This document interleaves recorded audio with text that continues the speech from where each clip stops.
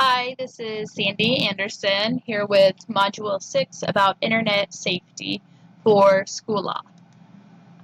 Just kind of an overview of SEPA and from what I have learned, which was actually quite interesting to me. I was very uninformed about all of these laws and protection acts, so I was kind of excited to read about them and to know that there's actually laws in place to help protect these things. Some of the requirements are that online activities by minors, they must be monitored, there must be inappropriate content blocked, and I like that they had kind of specific examples really because there's a lot of subjectivity that can go into what is appropriate and what is not appropriate. Um, and the internet safety education must be provided. I thought those were very good things that should be included in a public act that all schools must follow if they choose to. It did say that when they do comply with the SEPA policies, that they can receive the E-rate, which is another thing that I was very uninformed about. And E-rate just kind of provides a discounted internet price for school districts. And so I thought that was a very good incentive to help encourage school districts to abide by these policies, which I feel like most school districts would want to anyways because that's the best thing for children. Consequences of violation could be that they would not receive that e-funding. I don't know what the internet bill for a school district looks like, but I could about imagine that it's not an area that they want to spend more money on.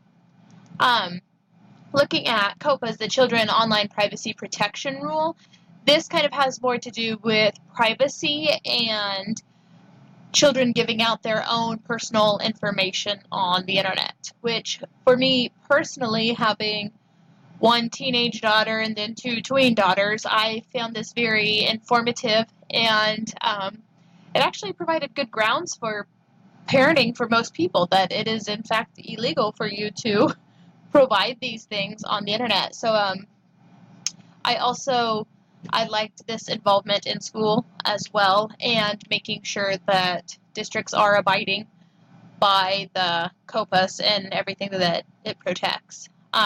It is made for anybody under the age of 13 that they're not to provide that type of information. I didn't find any connection to E-rate funding through abiding by COPA. Consequences would be a notice of the collection of information, and then they also have to let them know how it was used, as in, like, if they sold their information for marketing purposes. And then there are ways to actually give parental consent to go around COPA. So if there was something that you wanted your child's information publicized about, you are able to provide that parental consent. And there's also other consequences, such as I found like payment to the U.S. Treasury, so I'm guessing that would mean a fine, and then any public reporting that that information was used for that purpose. When I looked at my school district's internet usage and guideline agreement, it's all given right here, and this is actually a form that is provided to parents during the time of enrollment. All of our enrollment is now online, so parents go through and they have to click on these forms and verify that they give permission and that their children will abide by these. And so we actually have like full disclosure from parents saying that their children will abide by these rules, which when I think about the aspect of lawsuits that might come about when children might be in violation of SEPA, I thought it was very proactive to receive each parent's written consent, that it's not just a policy that we have publicized, it's actually an agreement between parents and the district. And so, as you can see from the text here, it verbatim states that we must comply with all SEPA regulations, and then it kind of touches on cyberbullying and everything else. I do feel like it was written very well by our district or obtained very well from somewhere else, but just kind of an actual overview. When I think about critiquing the policy itself, I do feel like the actual policy is effective. I do feel like it's effective to have all parents sign it and acknowledge it.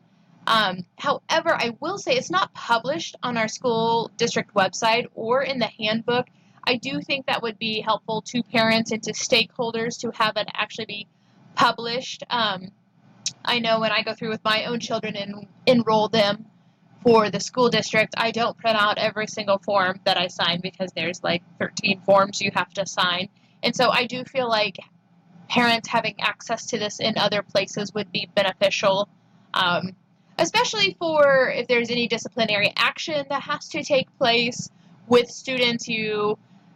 When discussing it with parents, you can say, oh, well, reference, like our board policy on the district website in this area. I think that would be helpful. The other thing I will also say is teachers do not have a copy of this.